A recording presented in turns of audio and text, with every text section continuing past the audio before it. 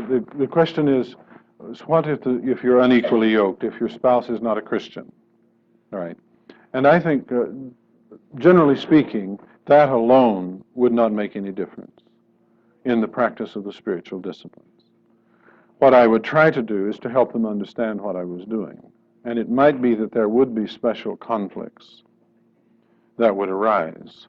But frankly, I think that might be a very helpful way of being a Christian with a mate that was not, is to let them see the order and grace that is in your life appropriately. Again, you never do any of these things to impress anyone, certainly never to antagonize anyone. But I would think, I can only use my imagination as to what it might be to me, but I would think there that would be one of the sure ways to be a disciple of Jesus in such a marriage. So I would certainly encourage one to appropriately enter into that. I would be very prayerful and careful and thoughtful as to how I went about it. But you know, there's also the possibility that this might bring your husband's attention around to some things that he really hasn't been willing to face before, if he saw this in you. Remember, you don't do these to be righteous in the sense of them being meritorious.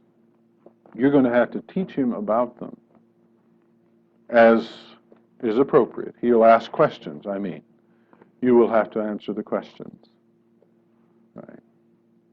But you see, I think you might find that, see, many times the seriousness of our faith does not come across to people because, in fact, we don't act any differently than anyone else does.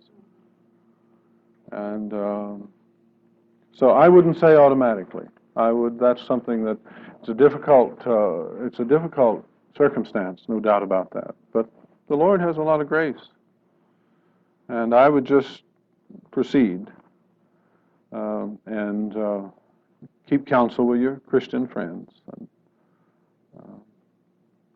I wouldn't assume that it would cause more trouble. It might actually make a great difference for good.